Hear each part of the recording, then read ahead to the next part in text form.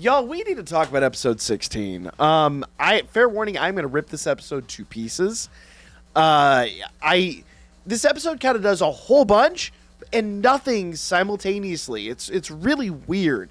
So let's get in, let's talk about it. But first things first, guys, a lot of you guys that watch these reviews haven't subscribed. Make sure you guys do so. I'm actually working on more Dokkan content. I haven't picked up Dokkan in a long time. 10th anniversary is on top of us, so we're about to jump back into that here shortly. So once again, if you haven't subscribed, make sure you do so. Enough shameless self-promotion.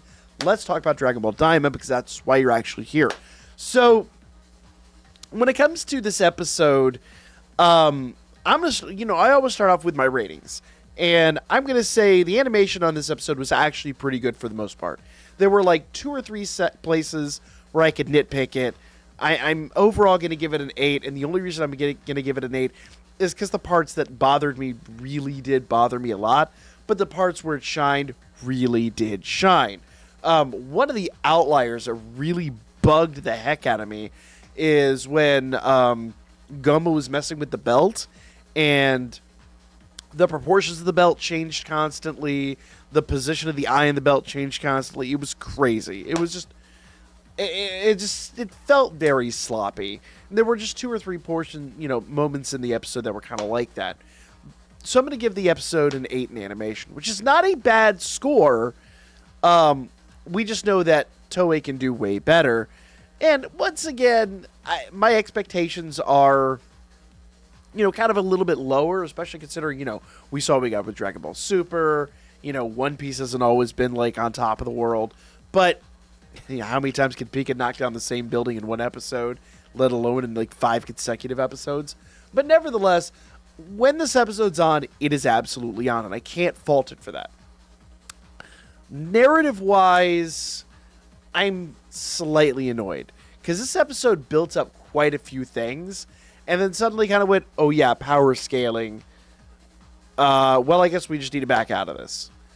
And things happen for weird reasons, and they don't seem to make a lot of sense. So I'm going to give the story, I'm honestly going to give it a 7. Which, once again, these are not bad numbers, all things considered. Like, if you consider 5 literally the median point, then, this is still a high-ish score. Where I'm really going to harm this episode is in the sound department. Because let's think about it realistically. Go back to Dragon Ball Z proper. But even Dragon Ball, even GT had some serious bangers.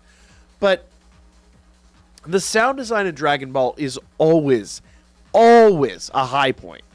So when you have a low point, it feels really off. And that's really one of the biggest missteps in this episode, like, by and large. I'd say a good 3/4 of this episode had no soundtrack. And when I think of Dragon Ball, I think of, like, a really awesome soundtrack. Dragon Ball always has a great soundtrack. Now, I do understand sometimes you take the background music away to create tension and to do a number of other things, but the vast majority of this episode not having some kind of a musical background was eerie, and not in a good way. Like, it felt off. It felt bad. A 4. I'm going to give that a 4. I'm overall going to give the sound design a 4. Now, the reason I'm going to go that low is mostly because the lack of the background music. It felt really weird. It felt like a misstep. What I will say, the Foley design, the sound effects and things like that, were absolutely on point. And I don't know if it was a creative decision to kind of, build this eerie, ambience and things like that. Quite possible. But it took me out of the episode in several moments. And so, honestly, for me, this is probably in my bottom 3 weakest episodes, which is sad because a whole lot of stuff happens here. But that's my honest opinion. Feel free to roast me in the comments if you disagree. That's what the comment section is for. But I wanted to enjoy this episode so bad. And where this episode was on, it was on. But where it was off, it was really, honestly, truly off. Now, let's get into the synopsis and kind of deep dive into this bad boy, because basically, right out of the gate, we get a discussion between Goku and Vegeta. By the way, guys, if you haven't watched the episode, make sure you do so. Pause here, go back and watch it, and then we can talk about it a little bit, because we are going to get into spoilers right away. So make sure you take care of that so you don't get spoiled. So now that I assume everybody's here for the spoilers, basically right out of the gate, they are having like a discussion. Goku and Vegeta are talking about, okay, are we going to go after the Dragon Ball, or are we going to go after Dende? And they decide we're going after Dende, which makes sense. Basically at this point, once they get the Dragon Ball, they can wish everybody back. They almost need Dende to do that. But if you really think about this logically, Dende is kind of like the endpoint. It almost feels like they're skipping the Dragon Ball to get to Dende, then going back to the Dragon Ball. It's like, I need to go to the corner store, but I'm going to go home first, and then go back out to the corner store to go back home. It just doesn't make a lot of sense, right? Overall,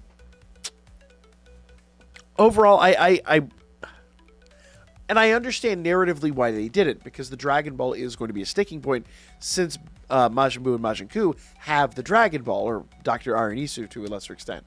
Actually to a greater extent. So I understand narratively why they did it. But once again, it doesn't make a lot of sense. It's just a nonsensical move. Now, when we get to Goma's Palace, we finally meet. I forget what the dub the dub and the subtitles call, but it's the Kemp. What do they call it? The Kempe. It's not the Kempe Tai. It's the yeah. But anyway, their version of the Ginyu Force. Kempe Toke Sentai. Because the Ginyu Force is the Ginyu Toke Sentai. It's just, trust me on this one. So the Kempe Toke Sentai were absolutely fantastic. And it's one of those moments where it's like, suddenly the episode realized, man, this is what we need to do power scaling wise. Because we've seen Goku go Super Saiyan. We've seen Vegeta go Super Saiyan 3, which was amazing. These guys show up and they start pulling out weapons. And Vegeta steps up and he's like, I'll take care of him. And Vegeta knows better. He knows this is like a joke to him. And he treats them like a joke. So all this buildup for, these 5 dudes who basically look like they're going to be the wall standing tall, Vegeta clowns on them constantly. Now, in fairness, they do several things that make them very funny, and they wind up being more comedic relief than much of anything else. In fact, at the end, after they're defeated, like, they're still joking with one another. One dude's like hand is all pinched, basically, and it's very funny, and I appreciate that. But the fact that there was no stakes in this whatsoever after all that buildup, it once again, it took me out of the episode a little bit. I appreciated it for what it was, but it did take me out of the episode. I kind of wish there was some MacGuffin and Vegeta would have had to actually try. Like, I wish they had gotten their butts beat, and then at the end of the day been like, oh no, transformation time. Or like, they form Mecha Shiva and start like pummeling him. I don't know. It's like, I want Vegeta to have done more than just walk up and go, get out of my way, get out of my way, get out of my way, get out of my way. And it was neat that they did have that one big moment where they had the big fireball, the one dude had the big fireball, but the reality is it did nothing. And I wanted that one moment where there was actual tension and an actual threat, and it never happened. We just kind of walked right past them after all that buildup, after episodes and episodes and episodes of buildup. And we knew they were going to be a joke, but I wanted some kind of payoff, and there was almost like there was no payoff. I know I'm being really harsh on this episode, but I wanted something there. And then, of course, everyone goes into, or say everyone, Goku, Vegeta, and the Kaioshin, they go into the castle, and Pansy's like, she's going to follow behind, and Glorio actually follows her. So we have a small group of the, basically a microcosm of our adventurers that are now going in to kind of do their thing. Oh, and Piccolo, I think, went in there too with him. Which funny enough, I don't think they showed Piccolo walking in. If I'm remembering correctly, I think it was just Goku, Vegeta, and Kaioshin walking in, and then Piccolo just wind up there during the showdown. But this whole time that you have Dengetsu carrying Dende, and Goku and Vegeta and crew like going through the castle, there's no soundtrack again. And it's not like it's building tension. They're just walking on these crazy, weird paths. This was not a moment to build tension. Like, Goku's literally eating potato chips and making jokes. Vegeta's, being Vegeta. There's almost no tension. And it makes no sense for it to have been without some kind of a soundtrack. Now, I did like, once again, the sound bites we did get and the wind whistling and all that stuff. Like, it made sense. But there should have been more. There really should have been more.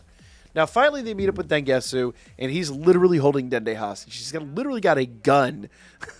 I'm sorry, pew pew. We're far enough into the episode. He has a literal gun to Dende's head, and he's like,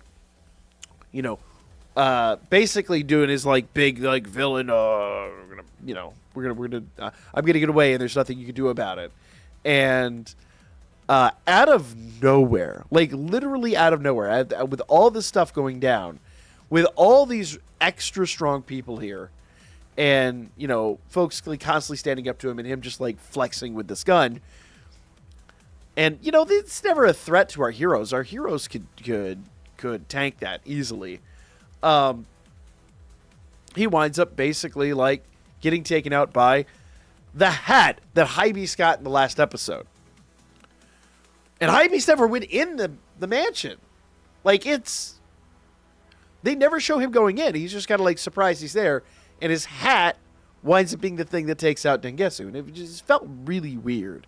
And the other thing that kind of bugged me, I know I'm ranting, but this episode did bother me in a lot of respects. Like, it really did. The other thing that bugged me is when he's taken out and Dende goes flying, Goku and Vegeta and Piccolo, all three of them, are fast enough and agile enough, and they have had enough time to acclimate. They could have easily caught Dende. Instead, they literally are pictured standing idly by while Pansy literally has to go up and like catch him like a football. It was kind of a humorous moment because she's Seifu and whatever. But and then Piccolo Vulcan neck pinches Dengetsu and he's out. He's done. So once again, all this build-up for a villain, and then he's taken out by a hat and a chop to the neck. Like, literally, it's like a bad episode of when I say bad episode, they had their fair share of the original Star Trek series. Like, it just, there's almost no gravity to this. There's almost no stakes, and it just falls on its face. But meanwhile, we have Goma, who's like losing his mind, and we have the old girl that took, I don't even know if they mentioned her name, but who took the belt. And they finally get together, and Goma, I did enjoy, so I will say, as much as I harp on the animation of the belt itself, Goma being able to extract it with a plunger was just comedy gold. I had an honest to goodness belly laugh out of that. It's one of the things I did truly enjoy about the episode. Because he's using a spoon, he's using a screwdriver, he's using a wrench. Nothing works. Plunger. Of course! Plungers are instant comedy gold, right? So I appreciated that. And the other thing I appreciate is he's just absent-minded because the old girl's just I lost my hat. And he's like, well, you can go to the other room and take whatever you want. And she walks out with a literal bag full of treasure. And I was like, this... girl, what are you doing? And even Goma's like, what are you thinking? What is all that? And she's like, you literally said take anything I want in the next room. This is what I want. And the icing on the cake, and I did love this part of the episode, the icing on the cake is he tries to bribe her to put the third eye in his forehead. Because I guess for whatever reason he can't do it. I don't know. But it was at least a funny moment. I did appreciate that. And he bribes her and he's like, I'll give you 50,000, whatever the currency is, 50,000 yen, basically $500. And she's like, make it 1,000. And he's like, fine, whatever. And I love the fact that she goes to push it in, and it doesn't quite go in. She's got to like how many times have you like late at night you're going for like a midnight snack and the fridge door will not shut? You're just like, shut it, take it, and it just keeps coming back open, right? Like it had that energy, and I did quite enjoy that. Like that was, to me, was hilarious, comedy gold. But, and then he has this huge transformation sequence. But meanwhile, our heroes have already taken out Dengetsu. They've got Dende. They've met all their goals. So they go to meet with Tamagami 1. And Tamagami 1, they're standing there, they're in awe of him, and suddenly they realize that, oh my god, he's missing the Dragon Ball. Where's the Dragon Ball? No one in that realm should be strong enough to take that. And of course we know like how that went down. Yeah. So now they're setting this up for the next episode. And the next episode is going to be interesting because Dr. Arinusa comes out of the woodwork, and we've seen in the preview that Goku and Vegeta are going to have to fight Majin Buu and Majin Ku. So, yeah, the end of this episode was absolutely interesting. Well, I guess that was not quite the end. The end was Goma transforming into his giant, crazy form. And they even did say that, do not let him fool you. Goma is more powerful than you realize. So I think that's like really what they were kind of getting at. But like I said, overall, when this episode was on, it was on. But when this episode was off, it really was off. So much happened, but also so little happened simultaneously. It's so weird. And like I said, there's so many times it just took me out. And because of that, I really do feel like this episode is in my bottom 3. And it sucks because I want to like this episode. But it's all the stuff that I didn't appreciate that really does bug me. But let me know what you guys thought. Am I being too harsh? Let me know in the comments down below. And I'll be back with more Dragon Ball Daima real soon. I cannot wait for the next episode. The next episode looks like it is going to be insane. So I think this is like the calm before especially since there was no soundtrack, the like super calm before what looks like it's going to be an incredible storm. So stay tuned, guys. Got more coming up real soon. So subscribe if you haven't already, and I'll see you guys again shortly.